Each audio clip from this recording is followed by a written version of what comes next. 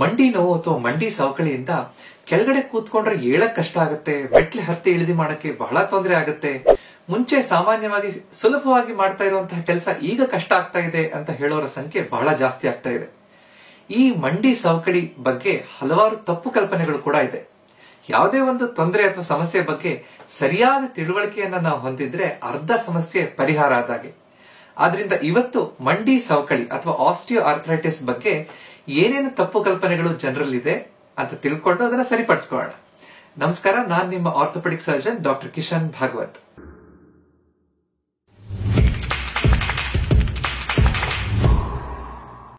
ಮೊದಲನೇದು, ಈ osteo arthritis ಮಂಡಿಯಲ್ಲಾಗೋದು ಕೇವಲ ವಯಸ್ಸಾದ ನಂತರ ಮಾತ್ರ ಅಂತ ಅನ್ಕೊಂಡಿರೋದು.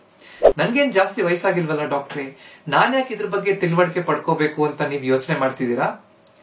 ಯಾಕಂದ್ರೆ ಆರ್ಥರೈಟಿಸ್ ಫೌಂಡೇಶನ್ ಮಾಡಿರುವಂತಹ ಒಂದು ಸ್ಟಡಿಯಲ್ಲಿ 2/3 ಭಾಗ ಅಂದ್ರೆ 60% ಗಿಂತ ಜಾಸ್ತಿ ಜನರು ಈ ಆಸ್ಟಿಯೋ ಆರ್ಥರೈಟಿಸ್ ಇರುವಂತಹ ವ್ಯಕ್ತಿಗಳು 65 ವರ್ಷಕ್ಕಿಂತ ಕಡಿಮೆ ಇರುವಂತಹ ವ್ಯಕ್ತಿಗಳಾಗಿದ್ರು.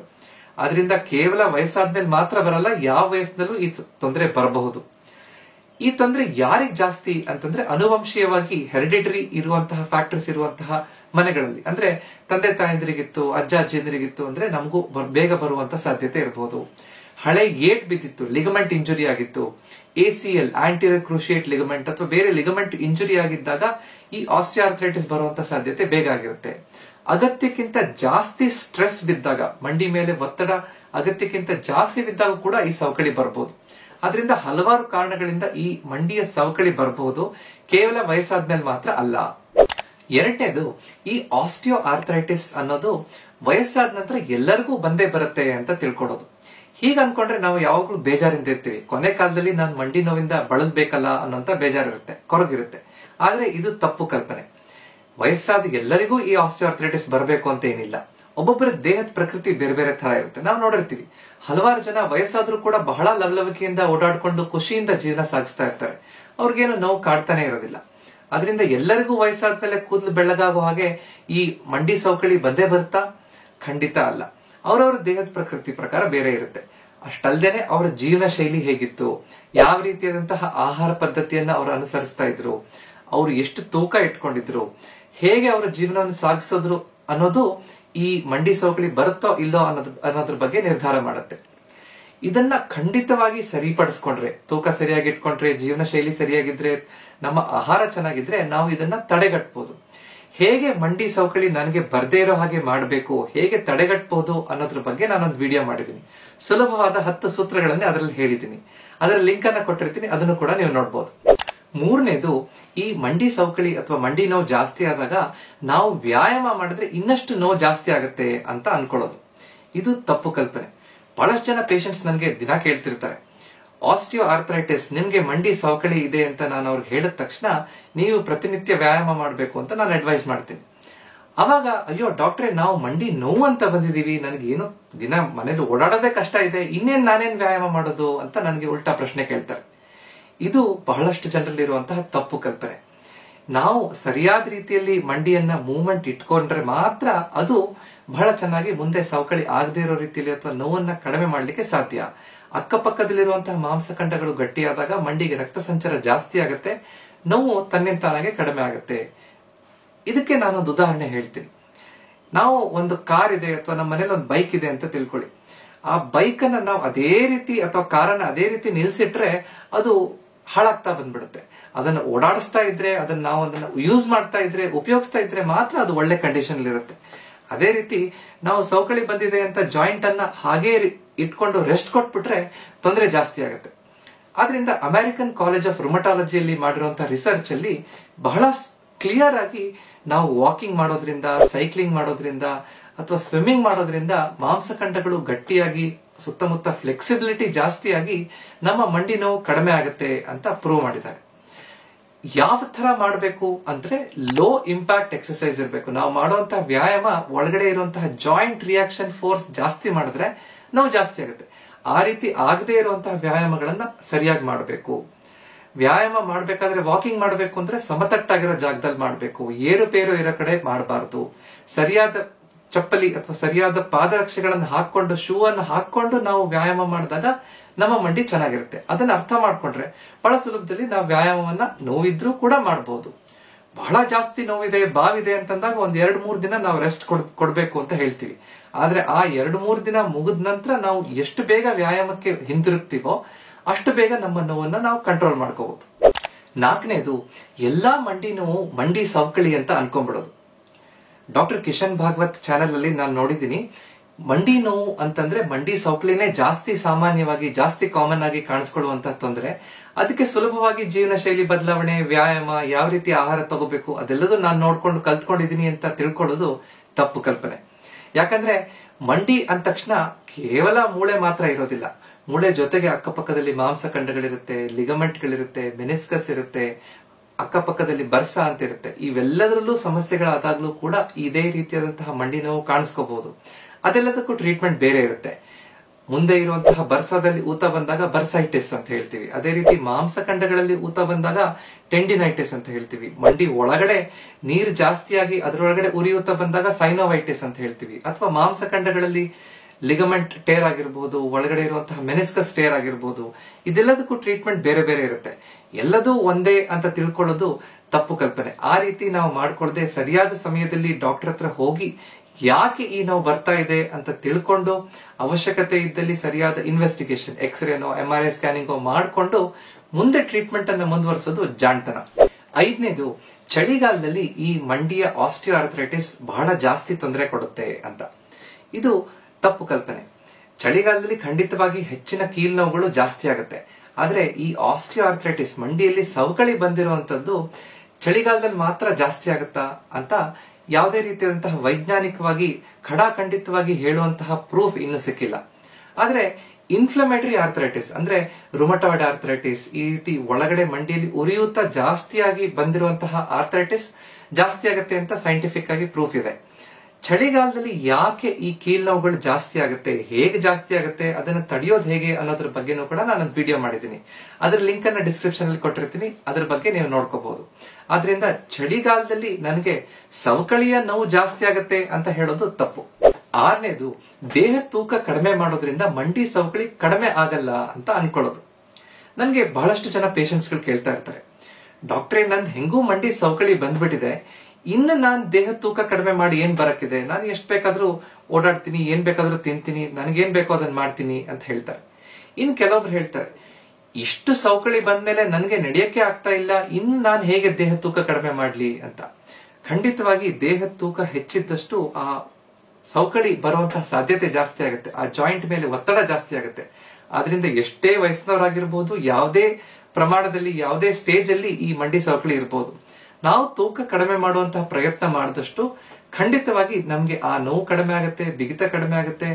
ಮುಂದೆ ಬರುವಂತಹ ಸಮಸ್ಯೆ ಈಗ ಇರುವಂತಹ ನೋವನ್ನ ಸರಿಪಡಿಸ್ಕೊಳ್ಳಿಕ್ಕೆ ಸಾಧ್ಯ ಆಗುತ್ತೆ. 7ನೇದು, ಈ ಆಸ್ಟಿಯೋ ಆರ್ಥರೈಟಿಸ್ ಅಂತ ಬಂದ ತಕ್ಷಣ ಇದಕ್ಕೆ ಟ್ರೀಟ್ಮೆಂಟೇ ಇಲ್ಲ, ಇದರಿಂದ ನಾನು ಇಂಪ್ರೂವ್ ಆಗ್ಲಿಕ್ಕೆ ಸಾಧ್ಯನೇ ಇಲ್ಲ ಅಂತ ಅನ್ಕೊಳ್ಳೋದು. ಇದು ತಪ್ಪು ಕಲ್ಪನೆ. ನಾನು ಪ್ರತಿನಿತ್ಯ ನೋಡ್ತಾ ಇರ್ತೀನಿ, ನಿಮಗೆ ಆಸ್ಟಿಯೋ ಆರ್ಥರೈಟಿಸ್ ಇದೆ ಅಂತ ಹೇಳಿದ ತಕ್ಷಣ ಕುಗ್ಗೋಗ್ಬಿಡ್ತಾರೆ. ಅಯ್ಯೋ ನನ್ ಜೀವನ ಮುಗ್ದೋಯ್ತಲ್ಲ, ಇನ್ ಮುಂದೆ ನಾನು ನೋವಿನಲ್ಲೇ ಬದುಕ್ಬೇಕಲ್ಲ ಅಂತ ಹೇಳ್ಕೊಂಡು ಆ ಯೋಚನೆಗೆ ಹೋಗ್ಬಿಡ್ತಾರೆ. ಇದು ತಪ್ಪು. ದೇವರು ನಮ್ಗೆ ಕೊಟ್ಟಿರುವಂತಹ ಪ್ರತಿಯೊಂದು ಕೀಲಲ್ಲೂ ಕೂಡ ತನ್ನಂತಾನು ರಿಪೇರ್ ಮಾಡ್ಕೊಳ್ಳುವಂತಹ, ತನ್ನ ಸರಿಪಡಿಸ್ಕೊಳ್ಳುವಂತಹ ಸಾಮರ್ಥ್ಯವನ್ನು ಕೂಡ ಕೊಟ್ಟಿದ್ದಾನೆ. ಆದ್ರಿಂದ ಸ್ಟಾರ್ಟಿಂಗ್ ಸ್ಟೇಜ್ ಅಲ್ಲಿ ಈ ಆಸ್ಟಿಯೋಆರ್ಥರೈಟಿಸ್ ಇದ್ದಾಗ ಇದನ್ನ ನಾವು ಕಂಪ್ಲೀಟ್ ಆಗಿ ಗುಣಪಡಿಸ್ಕೋಬಹುದು, ಸರಿಯಾಗಿ ಮುಂಚೆ ಇದ್ದ ಹಾಗೆ ಮಾಡ್ಕೋಬಹುದು. ಆದ್ರೆ ಒಂದು ಹಂತ ದಾಟದ ನಂತರ ನೋವನ್ನ ಒಂದು ಹಂತದಲ್ಲಿ ನಮ್ಮ ಲಿಮಿಟ್ ಅಲ್ಲಿ ಇಟ್ಕೊಳ್ಳೋದನ್ನ ನಾವು ಕಲ್ತ್ಕೋಬೇಕು. ನಮಗೆ ತೊಂದರೆ ಆಗದೇ ಇರೋ ರೀತಿಯಲ್ಲಿ ನಮ್ಮ ಜೀವನವನ್ನ ಸುಲಭವಾಗಿ ಸಾಗಿಸೋ ರೀತಿಯಲ್ಲಿ ನಾವು ಕಂಡುಕೋಬಹುದು. ಸರಿಯಾದ ರೀತಿಯಲ್ಲಿ ತೂಕವನ್ನು ಕಡಿಮೆ ಮಾಡೋದ್ರಿಂದ, ಜೀವನ ಶೈಲಿ ಬದಲಾವಣೆ ಮಾಡ್ಕೊಳ್ಳೋದ್ರಿಂದ, ಕೆಳಗಡೆ ಕೂತ್ಕೊಂಡು ಹೇಳೋದನ್ನ ಕಡಿಮೆ ಮಾಡಬೇಕು, ಇಂಡಿಯನ್ ಟಾಯ್ಲೆಟ್ ಬದಲು ಕಮೋಡ್ ಅನ್ನು ಉಪಯೋಗಿಸಬೇಕು, ಸರಿಯಾದ ರೀತಿಯಲ್ಲಿ ಮೆಟ್ಲು ಇಳಿಯೋದನ್ನ ಕಲ್ತ್ಕೋಬೇಕು. ಯಾವ್ಯಾವ ಬದಲಾವಣೆಗಳನ್ನ ಮನೆಯಲ್ಲಿ ಮಾಡ್ಕೋಬೇಕು ಅನ್ನೋದ್ರ ಬಗ್ಗೆ ನಾನು ವಿಡಿಯೋ ಮಾಡಿದ್ದೀನಿ, ಅದನ್ನು ಕೂಡ ನೀವು ನೋಡ್ಬೋದು. ಅದ್ರ ಜೊತೆಗೆ ಸರಿಯಾದ ವ್ಯಾಯಾಮಗಳನ್ನು ಮಾಡುವಂತದ್ದು, ಕ್ವಾಡ್ರಿಸೆಪ್ ಸ್ಟ್ರೆಂಥನಿಂಗ್ ಅಂದ್ರೆ ತೊಡೆಯ ಮುಂಭಾಗದಲ್ಲಿ ಇರುವಂತಹ ಮಾಂಸಖಂಡಗಳನ್ನು ಗಟ್ಟಿಯಾಗಿ ಇಟ್ಕೊಳ್ಳುವಂಥದ್ದು, ಅವಶ್ಯಕತೆ ಇದ್ದಲ್ಲಿ ಸರಿಯಾದ ಜಾಯಿಂಟ್ ಸಪ್ಲಿಮೆಂಟ್ಸ್ ಕೊಟ್ಟು, ಆಂಟಿ ಇನ್ಫ್ಲಮೇಟರಿ ಅನಾಲ್ಜೆಸಿಕ್ ಅಂದ್ರೆ ಒಳಗಡೆ ಇರುವಂತಹ ಉರಿಯೂತ ನೋವನ್ನ ಕಡಿಮೆ ಮಾಡಲಿಕ್ಕೆ ಕೆಲವೊಂದು ಔಷಧಿಗಳನ್ನು ಕೊಡೋದ್ರಿಂದ ಹೇಗೆ ನಾವು ಕಂಟ್ರೋಲ್ ಇಟ್ಕೋಬಹುದು, ಸರಿಪಡಿಸ್ಕೋಬಹುದು ಅಂತ ನಾವು ಅರ್ಥ ಮಾಡ್ಕೊಂಡ್ರೆ ಸುಲಭವಾಗಿ ನಮ್ಮ ವಯಸ್ಸಿನವರೇ ಬೇರೆಯವರು ಯಾವ ರೀತಿ ಜೀವನವನ್ನು ಸಾಗಿಸ್ತಾ ಇದ್ದಾರೋ ಆ ರೀತಿ ಜೀವನವನ್ನ ಸಾಗಿಸ್ಲಿಕ್ಕೆ ಸಾಧ್ಯ ಇದೆ. ಇದಕ್ಕೆ ಟ್ರೀಟ್ಮೆಂಟೇ ಇಲ್ಲ ಅಂತ ಅನ್ಕೊಳ್ಳೋದು ತಪ್ಪು ಕಲ್ಪನೆ. 8ನೇದು, ನನ್ನ ಮಂಡಿಯಲ್ಲಿ ಶಬ್ದ ಬರ್ತಾ ಇದೆ, ನೆಟಿಗೆ ಬರ್ತಾ ಇದೆ ಅಂದ ತಕ್ಷಣ ನನಗೆ ಸವಕಳಿ ಬಂದ್ಬಿಟ್ಟಿದೆ ಅಂತ ಅನ್ಕೊಳ್ಳೋದು. ಇದು ತಪ್ಪು ಕಲ್ಪನೆ. ಯಾಕಂದ್ರೆ ಮಂಡಿಯಲ್ಲಿ ಸಹಜವಾಗಿ ಬಹಳಷ್ಟು ಜನರಿಗೆ ಶಬ್ದ ಬರ್ಬೋದು. ನಾವು ನೋಡಿರ್ಬೋದು, ಸಣ್ಣ ವಯಸ್ಸಿನವರು ಕೂಡ ಕೂತ್ಕೊಂಡು ಹೇಳ್ಬೇಕಾದ್ರೆ ಮಂಡಿಯಲ್ಲಿ ಕಟ್ ಕಟ್ ಅಂತ ಶಬ್ದ ಬರ್ತಾ ಇರೋದನ್ನ ನಾವು ಗಮನಿಸಿರ್ಬೋದು. ವಯಸ್ಸಾದವ್ರಿಗೆ ಅಥವಾ ಸವಕಳಿ ಬಂದಾಗ ಆ ಮಂಡಿ ಮೇಲೆ ನಾವು ಒಂದು ಕೈ ಇಟ್ಟಾಗ ಅದ್ರೊಳಗಡೆ ಕಟ್ ಕಟ್ ಕಟ್ ಅಂತ ಶಬ್ದ ಬರುವಂತಹದ್ದನ್ನು ಕೂಡ ಗಮನಿಸಿರ್ಬೋದು. ಮಂಡಿಯಲ್ಲಿ ಶಬ್ದ ಬರ್ತಿದೆ ಅಂತಂದ್ರೆ ಸವಕಳಿನೇ ಅಂತ ಅಲ್ಲ. ಸವಕಳಿ ಇದ್ದಾಗ ಮಂಡಿಯಲ್ಲಿ ಶಬ್ದ ಬರುತ್ತೆ, ಹೌದು. ಆದ್ರೆ ಈ ನೆಟಿಗೆಗಳು ಬರಕ್ಕೆ ಹಲವಾರು ಕಾರಣಗಳಿರುತ್ತೆ. ಕ್ಯಾವಿಟೇಷನ್ ಥಿಯರಿ, ವ್ಯಾಕ್ಯೂಮ್ ಫಿನಾಮಿನಿಂದ ಆ ಒಳಗಡೆ ಇರುವಂತಹ ದ್ರವದಲ್ಲಿ ಬಬಲ್ಸ್ ಆಗಿ ಅದು ಒಡೆದಾಗ ಶಬ್ದ ಬರ್ಬೋದು, ಅಥವಾ ಅಕ್ಕಪಕ್ಕದಲ್ಲಿರುವ ಮಾಂಸಖಂಡಗಳು ಒಂದ್ರ ಮೇಲೆ ಒಂದು ಹತ್ತಿದಾಗ ಆ ಶಬ್ದ ಬರ್ಬೋದು. ಆದ್ರಿಂದ ಈ ಮಂಡಿ ಸವಕಳಿ ಬಂದಾಗ ಮಾತ್ರ ನೆಟಿಗೆಗಳು ಬರುತ್ತೆ ಅನ್ನೋದು ತಪ್ಪು. ನನಗೆ ಈ ಸವಕಳಿ ಬರಕ್ಕೆ ನೆಟಿಗೆಗಳೇ ಕಾರಣನ ಅಲ್ಲ. 9ನೇದು, ಮಂಡಿಯ ಆಸ್ಟಿಯೋಆರ್ಥ್ರೈಟಿಸ್ ಇದ್ದವ್ರಿಗೆಲ್ಲರಿಗೂ ಕೂಡ ಕೊನೆಗೆ ಆಪರೇಷನ್ ಬೇಕಾಗುತ್ತೆ, ನೀ ರಿಪ್ಲೇಸ್ಮೆಂಟ್ ಬೇಕಾಗುತ್ತೆ ಅಂತ ತಿಳ್ಕೊಳ್ಳೋದು. ಇದು ತಪ್ಪು ಕಲ್ಪನೆ. ಖಂಡಿತವಾಗಿ ನನಗೆ ಮಂಡಿಯ ಆಸ್ಟಿಯೋಆರ್ಥ್ರೈಟಿಸ್ ಇದೆ ಅಂದ ತಕ್ಷಣ ಅದಕ್ಕೆ ಸರಿಯಾದ ಟ್ರೀಟ್ಮೆಂಟ್ ಅನ್ನ ನಾವು ತಗೋಬೇಕು. ಮೊದಲು ನಾವು ಕೆಲವೊಂದು ವ್ಯಾಯಾಮಗಳನ್ನು ಹೇಳ್ಕೊಡ್ತೀವಿ, ಜೀವನ ಶೈಲಿ ಬದಲಾವಣೆಗಳು ಬೇಕು, ನಂತರ ಔಷಧಿಗಳಿರುತ್ತೆ.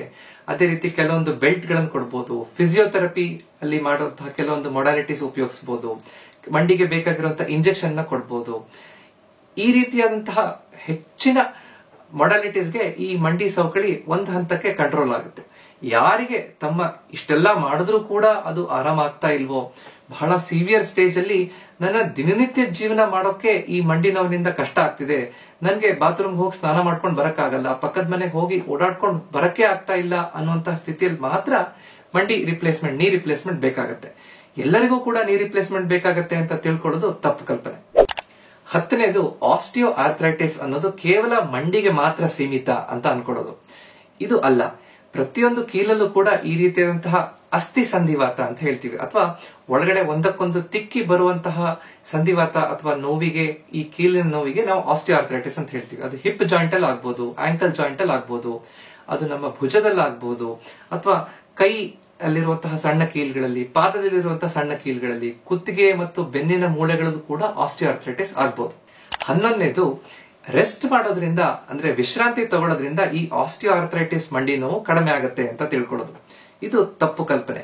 ಯಾಕಂದ್ರೆ ತುಂಬಾ ನೋವಿದ್ದಾಗ, ಬಾವಿದ್ದಾಗ 1 ರಿಂದ 2 ದಿನ ನಾವು ರೆಸ್ಟ್ ಮಾಡಿದ್ರೆ ಒಳ್ಳೇದು. ಆದ್ರೆ ಖಂಡಿತ ಕಂಟಿನ್ಯೂಸ್ ಆಗಿ ನಾವು ರೆಸ್ಟ್ ಮಾಡ್ತಾ ಹೋದಾಗ ಮಾಂಸಖಂಡಗಳು ವೀಕ್ ಆಗ್ತಾ ಬರುತ್ತೆ. ನಂತರ ನಮ್ಗೆ ನಡೆದು ಓಡಾಡ್ಲಿಕ್ಕೆ ಬಹಳ ಕಷ್ಟ ಆಗುತ್ತೆ. ಕೂತ್ಕೊಂಡು ಹೇಳ್ಬೇಕಂತಂದ್ರೆ ನಮ್ಮ ಮಾಂಸಖಂಡಗಳು ಗಟ್ಟಿ ಇದ್ದಾಗ ಮಾತ್ರ ಸಾಧ್ಯ. ಮಾಂಸಖಂಡಗಳು ಇಂಜಿನ್, ಈ ಕೀಲ್ಗಳು ಟೈರ್ ಇದ್ದಾಗೆ. ಇಂಜಿನ್ ಅನ್ನ ನಾವು ಸರಿಯಾಗಿ ಇಟ್ಕೋಬೇಕು ಅಂತಂದ್ರೆ ನಾವು ಮೂವ್ಮೆಂಟ್ ಮಾಡ್ತಾ ಹೋಗ್ಬೇಕು. ತುಂಬಾ ದಿನದ ತನಕ ನಾನು ವಿಶ್ರಾಂತಿ ತಗೊಂಡ್ಬಿಡ್ತೀನಿ, ನನ್ಗೆ ನೋವಿದೆಯಲ್ಲ, ಆರಾಮಾಗಿ ಮಲ್ಕೊಂಡ್ಬಿಡ್ತೀನಿ ಅಂದ್ರೆ ಅದು ತಪ್ಪು. 12ನೇದು ಮತ್ತು ಕೊನೆಯದು, ಸಪ್ಲಿಮೆಂಟ್ಸ್ ತಗೊಳ್ಳೋದ್ರಿಂದ ಈ ಆಸ್ಟಿಯೋ ಆರ್ಥ್ರೈಟಿಸ್ ಮಂಡಿ ನೋವು ಗುಣಮುಖವಾಗುತ್ತೆ ಅಂತ ಅನ್ಕೊಳ್ಳೋದು. ಅಂದ್ರೆ ನಾನ್ ಮಾತ್ರೆ ತಗೋತಾ ಇದ್ದೀನಿ, ನನ್ಗೆ ಇದು ವಾಸಿ ಆಗ್ಬಿಡ್ಬೇಕು ಅಂತ. ಖಂಡಿತ ತಪ್ಪು. ಅಂದ್ರೆ ನಾವು ಒಬ್ಬ 60 ವರ್ಷದ ವ್ಯಕ್ತಿಯನ್ನ 20 ವರ್ಷದ ವ್ಯಕ್ತಿ ಮಾಡ್ಲಿಕ್ಕೆ ಸಾಧ್ಯ ಇಲ್ಲ. ಅದೇ ರೀತಿ ಸವಕಳಿ ಬಂದಿರುವಂತಹ ಆ ಸಂದರ್ಭದಲ್ಲಿ ಒಳಗಡೆ ಇರುವಂತಹ ಕೀಲಲ್ಲಿ ಸಪ್ಲಿಮೆಂಟ್ಗಳು ತಗೊಳ್ಳೋದ್ರಿಂದ ಒಳಗಡೆ ಇರುವಂತಹ ಕಾರ್ಟಿಲೇಜ್ ರೀಜನರೇಷನ್ ಸ್ವಲ್ಪ ಮಟ್ಟಿಗೆ ಸುಧಾರಿಸಬಹುದು, ಸ್ವಲ್ಪ ಮಟ್ಟಿಗೆ ಇಂಪ್ರೂವ್ ಆಗ್ಬಹುದು. ಆದ್ರೆ ಮುಂಚೆ ಇದ್ದಿದ್ದ ಸ್ಥಿತಿಗೆ ಹೋಗುತ್ತಾ? ಖಂಡಿತ ಅಲ್ಲ. ನಾನು ಮುಂಚಿನಂಗ ಆಗ್ಬೇಕು ಡಾಕ್ಟ್ರೇ ಅಂತ ಅನ್ಕೊಳ್ಳೋದು ತಪ್ಪು. ಈ ಮಾತ್ರೆಗಳು ತಗೊಳ್ಳೋದ್ರಿಂದ ಸಂಪೂರ್ಣ ಮುಂಚಿನ ಸ್ಥಿತಿಗೆ ಹೋಗ್ಲಿಕ್ಕೆ ಸಾಧ್ಯ ಇಲ್ಲ.